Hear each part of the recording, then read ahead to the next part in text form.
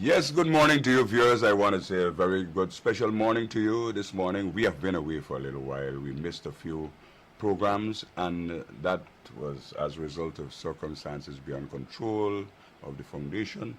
But we are here today with you here once again to bring you another program, The State of the Nation. Today lots of things have been happening since we've last been here. We have the death of one of our members and supporters of the foundation, Mr. Hector Stout. We want to extend, on behalf of the foundation, sincere condolences to his family and the friends, all of us who have mourned his passing. And since then, we have had a number of activities happening in the foundation. Even though we have not been on air for the past 2 months, 3 months, we were doing a lot of things. And you know, this is coming on to the end of the month of August. This is the commemorative month for the death of Forbes Burnham. And today we need to bring you up to date as to what has been happening in the foundation, how you can participate, what we have been doing in the community, what we've been doing for our young people. And there's not a person than the chairman of the foundation who's here with me today to tell us some more about some of the activities that has been happening since we have been off the air for the past 2 months. I want to introduce you. Have Mr. Vincent Alexander, who's here with me in the studio today, to bring us up to speed with a lot of the things that have been happening and how you can begin to participate with the foundation in terms of its work in Guyana. We have been doing some things even out of Georgetown, and you need to know. So I want to invite you, Mr. Alexander, please bring our members and members of the public up to date with what is happening. Thank you very much, Clayton.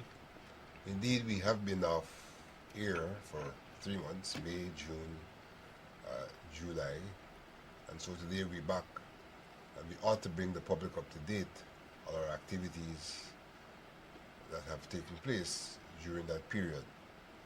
We started really in May, the month of independence, and the foundation has now embarked upon an annual exhibition at the National Library, an exhibition, a photographic exhibition of the life of Lyndon Forbes Sampson Burnham.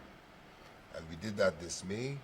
It's normally done to correspond with Youth Week. We are proud to see that the government has itself reintroduced activities for Youth Week, but we, in the tradition of Lyndon Forbes Sampson Burnham, kept that exhibition at the National Library, and we invited schools and school children to attend that exhibition, and we are thankful for the assistance we got from the Ministry of Education and from the National Library for making that activity possible. Beyond May, we were involved in the month of June in the establishment of a branch of the Burnham Foundation in Berbice. We held again an exhibition at the Town Hall in June, Town Hall in Berbice, the Town Hall of the Mayor and City Councillors of New Amsterdam. And on that occasion, we invited persons and brought together a group of people who have now formed themselves into a steering committee for the establishment of a branch of the Burnham Foundation in New Amsterdam. So that process of establishing that branch in New Amsterdam is now well on its way. Then we got into the month of August, and quite a few things happened in that month. Last year, in fact earlier this year, the Burnham Foundation embarked on what we refer to as village rallies. And so in the month of August, the month of emancipation, we had one such village rally. This one was held in Melanie, Namishana. What we do at village rallies is to invite the villagers to come out as we do research and presentation on the history of the village.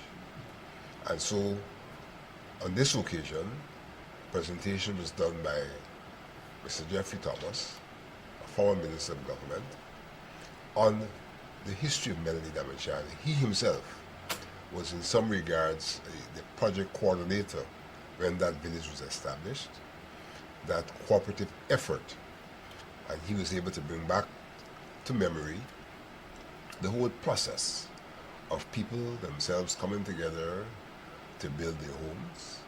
All they were required to do in the first instance is to become a member of the cooperative. A very small fee was required for that, to volunteer their labor, and the cooperative mobilized the resources.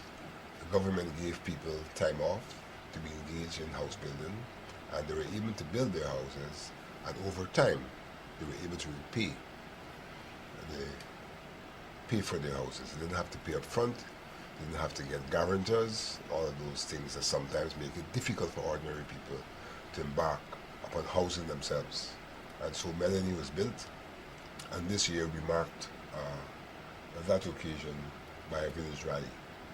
We also, during this year, as is usual in the month of August, held our youth camp for the Forbes Burnham Awards and Mentorship Scheme. Every year we also now hold a camp for those young people.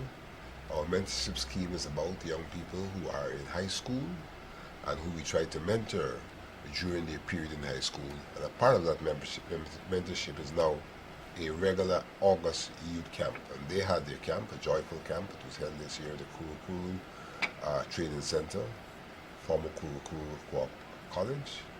And they were exposed to a range of things. At the camp, they did craft, they did poetry, they did drama, they did personal skills development, as well as a lot of recreational activities. So we're thankful again here for the Kuru Training Center for hosting us for that camp under the auspices of the Ministry of Education, the Department of Culture, Youth and Sports. They facilitated our presence at that camp. We're also thankful to the Ministry of Health. Some of the young doctors came along to do sessions with our young people on wellness, which we think is very, very important. The Division of Craft also of the Ministry of Education came along to do craft with our young people. We also had coming in Mr. Bonnie Alves, who did some work with them in songwriting, as well as we had a well-known dramatist who appears on this channel. She too came along to do some work with the children, and they were very, very pleased at that work which was done. In the usual way, we also participated in the memorial activities for Lyndon Forbes Sampson Burnham, first executive president. So the foundation, as usual, was present at the mausoleum, where we gave thorough tribute to the life of Lyndon Forbes Sampson Burnham. And in the evening, we were equally present at the National Congress of Women, their activity, their cultural activity, where again we laid a thorough tribute. So the foundation has been very active over these months. Not to forget that, as usual, we also participated in AGDA's emancipation activity, where again we had an exhibition of the works, the literary works of Lyndon Forbes Sampson Burnham, and a photographic exhibition, and that too was a resounding success with a lot of responses from people who visited our booth. So we've gone through all of those activities, though we weren't on air. And the most recent thing that we did, and probably the one, Clayton, we'll focus on today, is the Burnham Foundation responded to the Commission of Inquiry that's dealing with the question of ancestral lands. And we made, a few days ago, a presentation at that commission on an aspect of ancestral lands that we think needs to be readdressed. And that's a rather topical matter, and probably the one that we should focus on today's program. Yes, you're quite right with that. I want to pick that up because that is what I wanted to discuss today as a main item. But before I get to that item, Vincent, over the past months, a number of people have been asking about becoming member of the foundation. On one of these programs, I did give them a few numbers, and I might have to give those numbers again today, because for the past 2 months, I've been approached by at least 6 or 8 persons asking requesting that they would like to join us on this noble effort of trying to keep the dreams of Forbes Burnham alive. And I would just like to say to you, there are two kind of numbers you can call, maybe three, if I recall them correctly. You can call the chairman's number, that's Mr. Alexander, 624-2057, 624-30 2057, and the other one is 610-8610 8676. 8676 610-8676. So let me go them over again for you. 624-2057 and 610-8676. You can also call my number 682-5462, and we will arrange for you to have a form which you would have to complete, and we have an entrance fee of $1,000 for you to join the foundation and be part of our activities. Clayton, before you go on to the actual topic, as they call in, it's important to note that we are also in the process of recruiting graduates of the grade 6 examinations, young people who are now entering secondary school, to be inducted into the mentorship scheme. The mentorship scheme, oh. So that those persons who have an interest in having their children inducted into the mentorship scheme may also call those numbers for information on the induction and the possibility of their children being involved in the mentorship scheme. Forms are available.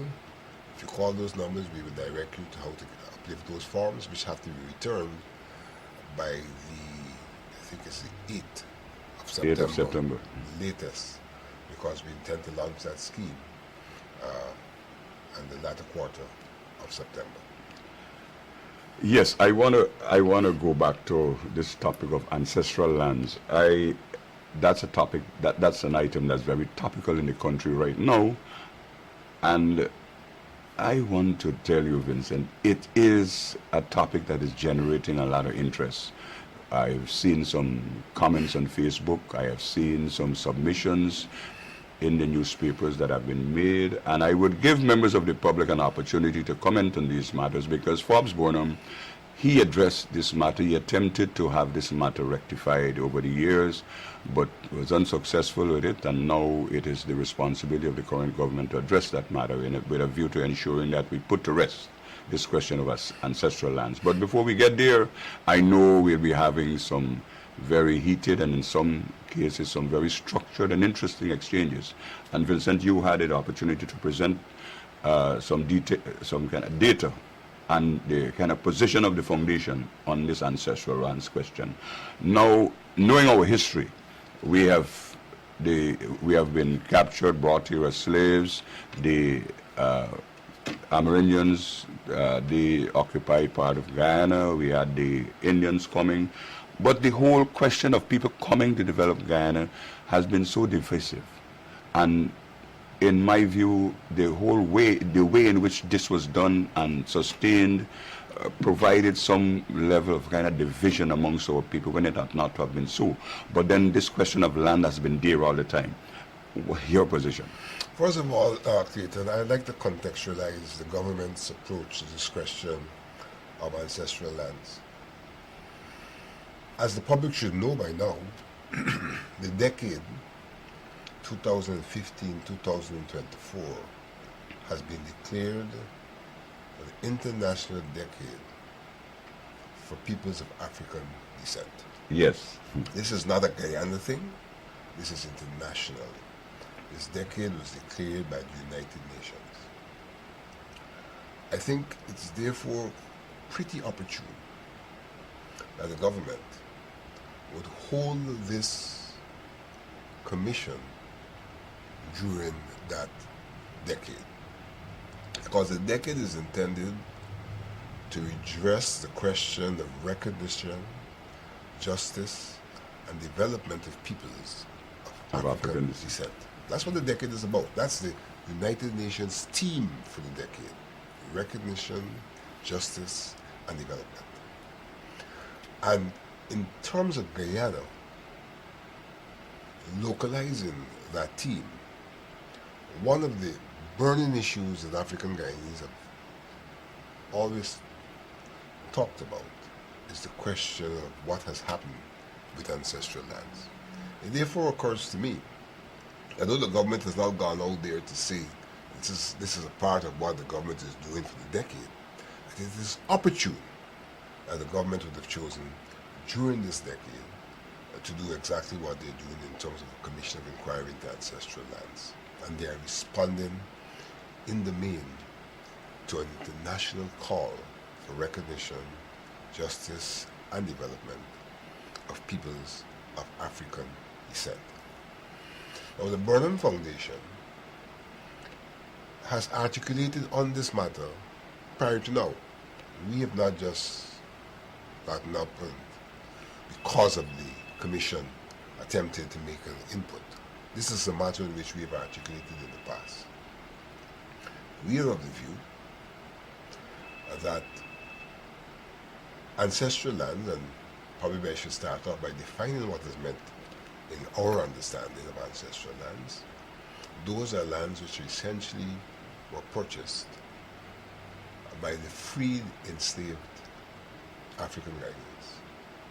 We know that after the quote-unquote abolition of slavery and that period of indentureship, that African Guyanese mustered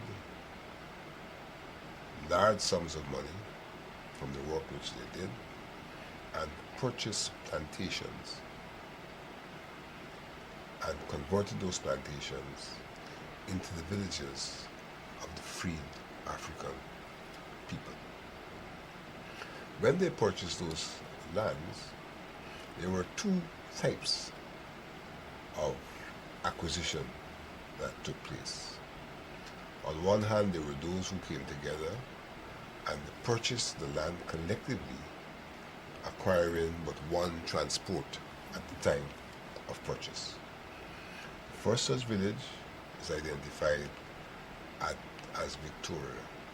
Victoria Village was the first village where freed enslaved Africans came together and collectively purchased that plantation. I think the name was Lord Brook or something like that, and therefore got one transport. There are other instances where they purchased what we call proprietary villages, in that they were not granted one transport, but individuals were granted individual transports, but the transaction was done within the framework, the demarcation of a particular geographic area, plantation, a village. And I think the first such village, proprietary village, would have been Queenstown in Essequibo. And we have scores of villages across the coast that were acquired either communally or as proprietary villages. But in every instance, one could refer to the acquisition of those lands as private property, because they were transported onto the collective or onto the individuals. Now, in each instance where the freed enslaved bought such villages, they put aside parcels of the land for communal use.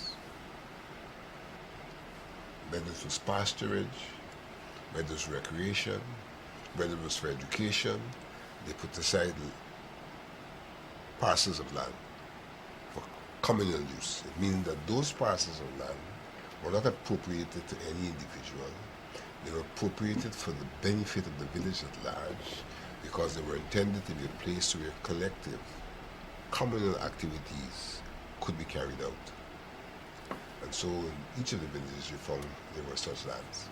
So that when we talk about ancestral lands, on one hand we're talking about all those lands which were acquired by the freed enslaved as they purchased plantations and converted those plantations into livable communities.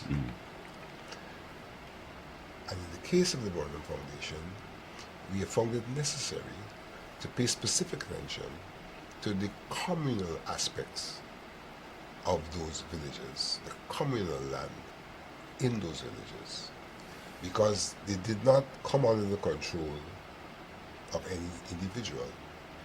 They came under the control in the first instance of the committees of management of the village. And that's logical, but it's collective use, and there's a committee that managed the village, and therefore they manage those communal lands.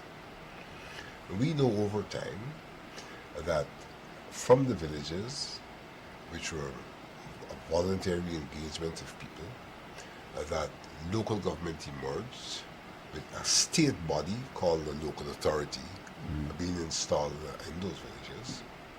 And whatever that committee of management was responsible for subsequently became the responsibility of the local authority. So those lands became the responsibility of the local authority. So what, in a sense, what was happening here is that private lands, for all intents and purposes, because they were purchased by the freed enslaved, fell into the hands of the state in a sense. But the intention was that the local authorities would administer those lands exactly for the purpose for which the villagers decided they should have been administered, that is for communal activities. Now, over time, these villages became engulfed into larger local bodies, and the villages themselves as local authorities were dissolved. So what you now have existing across the country, over a period of time this occurred, but where we're at now is that we now have neighborhood democratic councils that straddle a number of villages. And the authority in relation to those lands now is in the hand of those neighborhood democratic councils. Prior to that, they were in the hands of district councils in some instances, and village councils, which were retained in other instances. But they're now all in the hands of neighborhood democratic councils. But over this period, from the establishment of the local authorities to now, the state, in a sense, in the form of the local authorities, have had control over these lands. And what has happened is that, particularly in the instances where these villages have been engulfed in larger bodies, those larger bodies have now been able to exercise authority about the use of those lands without necessarily referencing the people of the village to whom the lands were really bequeathed for communal use. And so these lands have been designated for all sorts of things by local authorities that are not necessarily of the particular village, because it's not a local authority, a village authority any longer, it's a large body. And so you have people who have absolutely no connection with these villages, making decisions about lands which are essentially lands for the village. And so these lands have fallen into the hands of other people and other entities through that mechanism.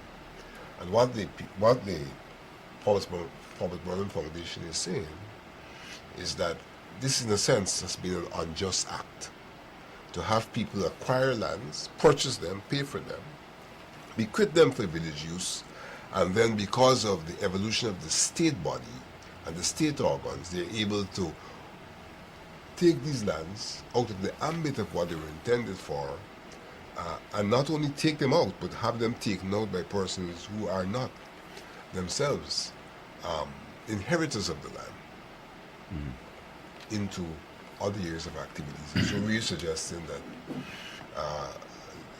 the Commission should look at this question and should seek as far as possible to have those lands returned to the villages.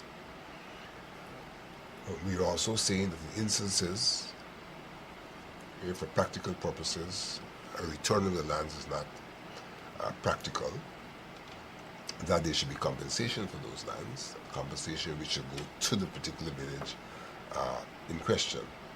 And we're saying further to that, that in instances where those lands are still within those villages and have not been transported to anyone else or any other agency, that the village should now retain sole authority for responsibility over those lands. So we're saying three things, and people ought to understand we're saying three things. People tend sometimes to take the one that bothers them and to make that the issue. We're saying one, the possibility of returning those lands. Two, where they can't be returned,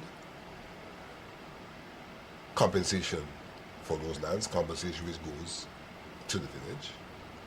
And three, we say, in the instances where those lands are still residing in those villages, they haven't particularly been transferred to anyone else, but the danger of them being transferred still exists because the authority which is overseeing those lands are not the village.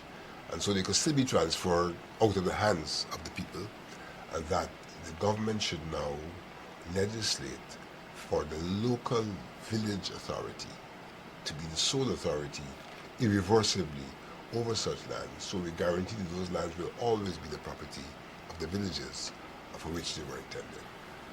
I want to tell you that that has been a very, very large piece for you to chew on, but today's program is geared towards assisting the COI in unraveling this question of ancestral lands and to help them with their work. But we'll have to engage you as well. I'm going to open these lines right now so that we can continue this discussion. You will be having your input. You can make your comments. You can express your views. But like I said, today's special topic is geared towards getting the whole country, everyone, all Guyanese, help the COI address this question of ancestral lands. So I am hoping that I can have lots of responses, lots of comments, lots of input from people on this question of ancestral land. Mr. Alexander has just outlined what is the position of the Burnham Foundation on this matter. But I know there are other people out there who have been expressing different views, have been expressing a number of other views in relation to this issue of ancestral lands. And I am only hoping that with this little input we're having here today, it will go a far way in ensuring that the COI work to put to rest the question of ancestral lands in Guyana. And to go back to what we were saying a little earlier, I want to encourage persons. We are.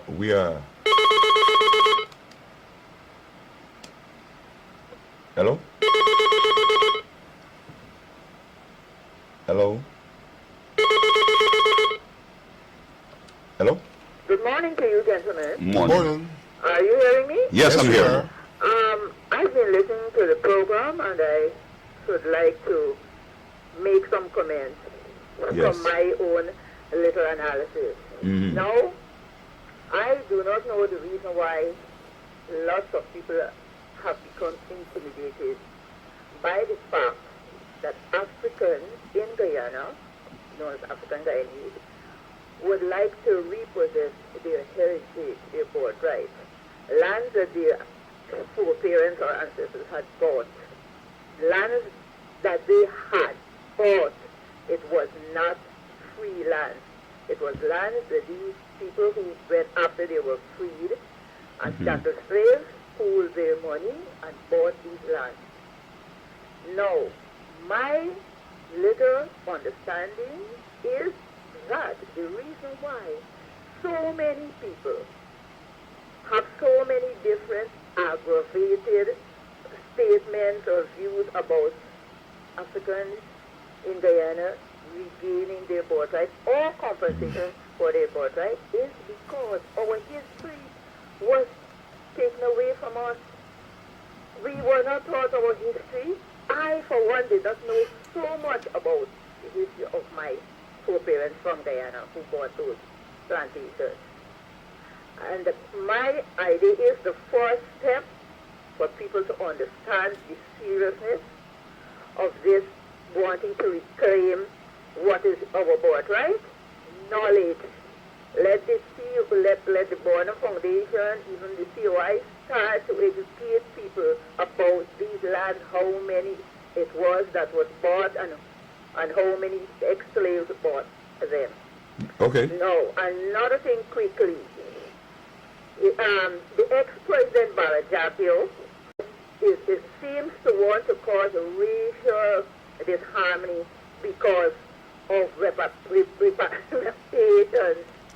get tongue-tied here. Reparations. Yes, Reparations. yes, I got tongue-tied here. Yes. And he was on his program last night preaching race hate. He is using reverse psychology when he said that Brother Eric with racially inflammatory way talked about those Americans who were not here and who received compensation or is asking for compensation. And he said, I heard, I'm not giving you hearsay, with what I heard, that Brother Eric is playing the race card. No, Bharat is playing the race card, and he thinks he's the most smart and most intelligent person in Guyana. But he will get a rude awakening. But what I want to suggest to you, brothers, start meeting people, start coming into the villages and the communities, meeting people, educating them, because Bharat Jagdo is playing a dirty game. Okay, thank you very much. Well, this program is geared towards providing the kind of information that you're talking about there. And like Mr. Alexander's outlined, over the years, the decades, a number of things have happened that have affected this whole process of ancestral lands. And that's the reason why, yes, you're on the air. Al Shalamti. Yeah, more. Greetings, gentlemen. Greetings. Greetings. This is the kind voice of Dr. Yates, and I'm so thankful for you gentlemen on the air, informing us all Guyanese, and I said A-L-L, all Guyanese. Now, in the interest of land, first of all, if it is the teachers in the school, or if it is the political pundits, keep saying that the slaves bought land. Slaves cannot buy a land. He's a slave. The language in which is being used, giving the impression that these people don't really deserve land because they were slaves and bought it, needs to change. These were emancipated Africans who purchased the land. Secondly, I'm hoping that when land is given rightfully to the ascendants and not descendants, the rising people of Africa, ascendants, that we should look into how we name those villages. Disfortunately, Victoria and Buxton is not named after African heritage of a people. This is something we need to really look into presently on this day. Barwellville, they got villages in this country named after Indian people, which might be rightfully so if they got that land rightfully so. But the reality is that look at all those land that our ancestors claimed and bought. Which one of them have an African name? I was in Buxton 2 Sundays ago as a guest speaker. I brought that to our brothers, beautiful brothers who are titled or called so-called Buxton. Why would you name your village after a so-called Caucasian abolitionist? He played no part in you claiming that land and never came to Guyana. I'm just bringing this from an educational, actually I like to use the term reform educational point of view. Thank you, gentlemen, for listening. Well, I want to thank you very much for your input. I want to ask Mr. Alexander to respond to that because of your the kind of the submission of your new kind of lexicon. I want to respond to two things. Yeah. The first caller on the question of education. I should say to the public that as a part of this international decade, I get this.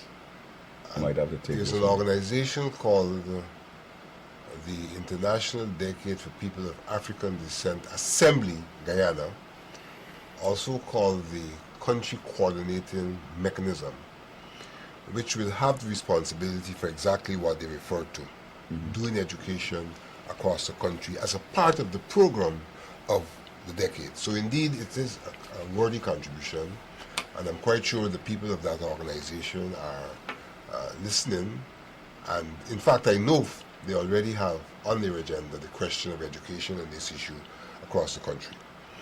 The second question of the names, I think these things are things we have to discuss and to come to conclusions on as a people. You know, whether the names are appropriate, whether they're inappropriate, whether we should change them. We've seen some of the same issues arising in America even as we speak. But even as people talk about things like a name change, I would like to emphasize what I call the essence of things rather than the form of things. And so for me, more critical is the access to the resources and the use of the resources rather than what they're called. What they're called may be important, maybe need to address, but I think fundamentally we must first of all address the question of having the resources under our control, accessing them, and making good use of them. Thanks very much, Vincent. Yes, you're on the air. Morning, you're on the air. Hello? That's all. Yeah. So these matters are going to be debated from various perspectives. There may be reasons why the freed, enslaved use those names, and whether we like it or not, in some regards, those names are now a part of our history. Morning, you're on the air. Hello, morning? Morning, you're on the air. Morning. Hello? Morning, you're on the air. Hello? Morning, you're on the air. Turn the TV down. Yeah. Could you take your television down? Okay. All right. Yes, you can go ahead now. In relation to the caller before the last caller, that lady, Yes, that lady made a very important point. that's right. You know, in relation to people going out and educating people on their history, you know, black people, African people. You know, I sit down here and I noticed Mr. Alexander's expression, and I came to the conclusion that there was a kind of vehicular kind of motion in his mind, you know, as towards the going about this thing in educating people about their roots, Yes. and about their culture. Mm-hmm. That's one point. According to Dr. Yates, he said that emancipated people bought the land. Mm-hmm. We weren't treated as people, you know. Mm. I would say emancipated babies, you know, bought those lands because our time began then, Mm-hmm. you know, to look and to seek and to feel as somebody, you know. So that's my contribution, sir. All right, thank you very much, sir. I'd make 2 points there. I would say all the time was our time, not to the exclusion of others. Because even though we were treated in a particular way, what we did was a substantial contribution to the Guyana that we have today. And so all the time in some regards was our time, though it wasn't attributed to us. On the question of education, I think that there's a larger question that there is not sufficient, if any at all, education on the history of Guyana. Not just the African Guyanese, Guyana. Let me of take which this. African Guyanese education will be an integral part. Morning, you're on the air. I missed that. Morning. I I missed missed that one. Morning, you're on the air. Morning. I missed that one again.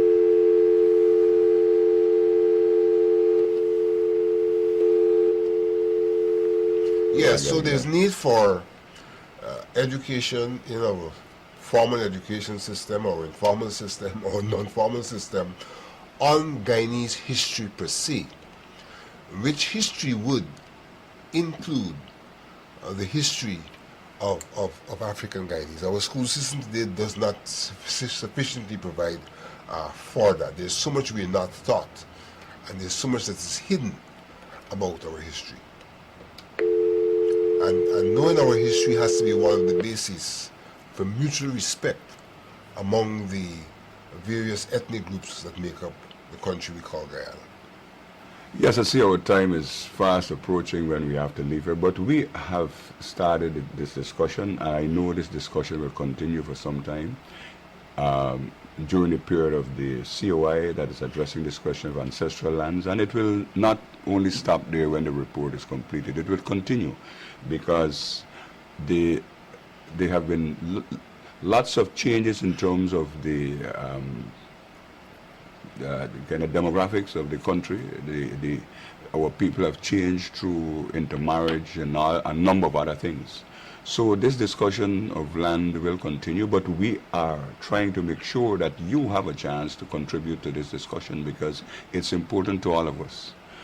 And since we are talking about that, this is all part of the responsibility of the foundation, that we try to bring information to people that will help us to unravel some of these kind of complex issues that Guyanese are faced with on a daily basis. And obviously, the government has started in that direction. They have established a COI to address this question of ancestral lands, hoping that its conclusion will put to rest this matter that has been plaguing us in the community for quite some time. Mr. Alexander, I want to give you an opportunity to perhaps make some final remarks on this question.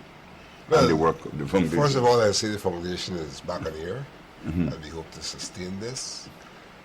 Please remember that we are in the phase where we are seeking applications for the induction of young people, those who finished grade 6, into the mentorship scheme. And the numbers which were given are numbers you can call to find out how you can acquire an application.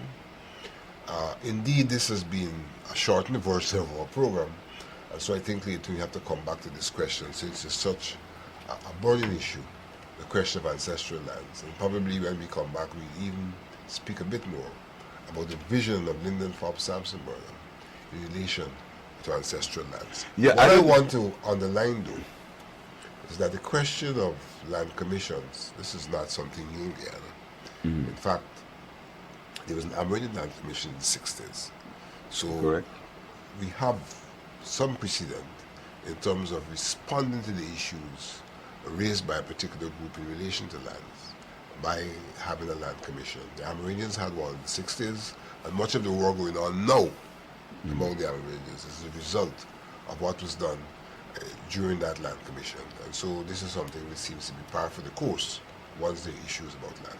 The Land Commission in the 60s was by and large an agreement for our independence. And I feel, I didn't go there on this program this morning, but what I wanted to say now is that this issue of land rights and what is being discussed now and what we will discuss in the future, these things are all geared towards making Guyana a very cohesive society. And Forbes Burnham saw that. And he articulated programs to address this question of cohesion long before we even had a Ministry of Cohesion. Much of his activities that he articulated in terms of promoting development of Guyana was geared towards creating cohesive society. And this question of ancestral lands and the settling of this matter will serve towards promoting Guyana as a cohesive society. And I want to give you the assurance that we will try to come back again, because since we have done a shortened version of the program today, we will try to come back again maybe before our next program, which is on the 4th Sunday of next month, to discuss this in more detail, this issue of ancestral lands. I want to take this opportunity for thanking you for allowing us into your living rooms and your bedrooms, bathrooms, or your kitchen to listen to these inputs that we have had today, and to encourage people who would like to be part of this very noble venture, this mission that we run to keep the legacy of Lyndon Forbes Sampson Burnham alive in the foundation. You can call those numbers we have given. I'll give you them back again. 610-8676, 624-2057, and 682-5462. And we will arrange for you to get a form, and you can fill those forms up, and you will become part of this kind of foundation and part of our program that we try to promote each year.